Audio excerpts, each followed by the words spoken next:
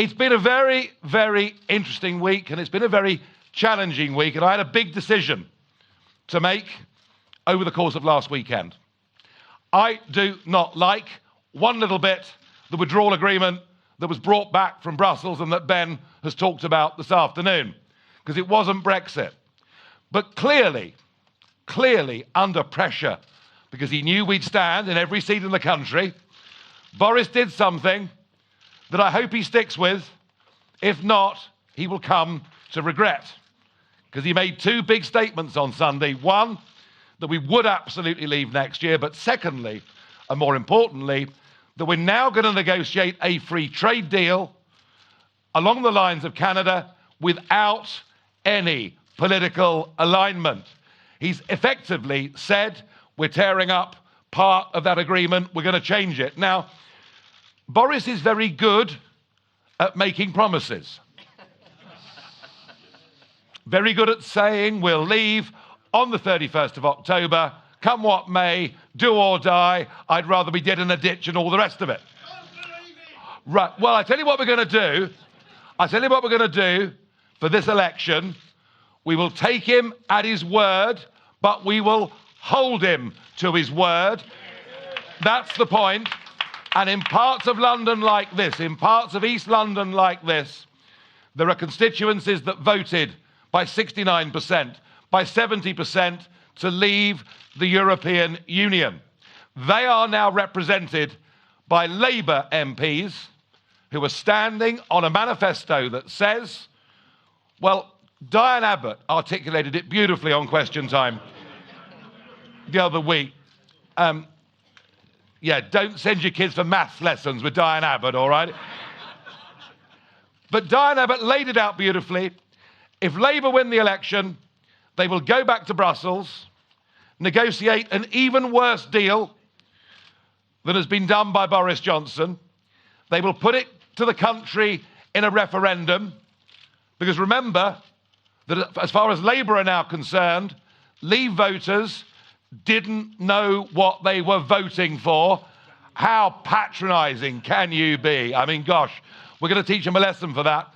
They're going to put it to the vote, and what they'll do is we'll have a choice of Remain or the form of Remain that they negotiated, and they will then vote against the very deal they negotiated. I mean, you simply couldn't make this stuff up.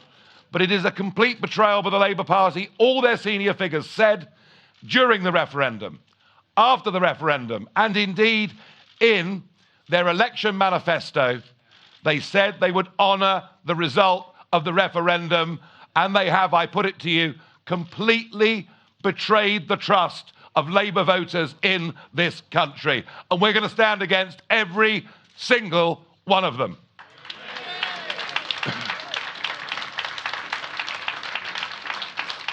$5 million Labour voters, and many of them would never, ever vote for the Conservative Party as long as they live, but they will vote for the Brexit Party. And our strongest scores in those European elections were in the strongest old Labour areas of this country. So we're fighting a very serious campaign. We're taking on Labour and all the Remainers. And it isn't just Brexit we need, because what I've seen this week in my dealings with the Conservative Party is a political party like Labour who want to get a form of Brexit, and then they want everything to go back to the way that it was before. Exactly. Our country, our democracy, the way this system works, now needs absolutely fundamental reform. Fundamental reform. The very fact this government think they can buy me off with a peerage, so I'll simply go quietly, tells me two things. Firstly, by the way, I'm not for sale. I keep telling them, I've got principles. I'm not for sale. But it tells me that actually this whole system where people get appointed to the House of Lords is a form of political corruption. It's the kind of thing I'd expect to see in South America.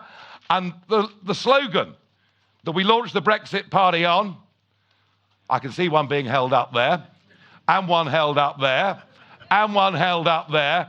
Why don't you all hold them up?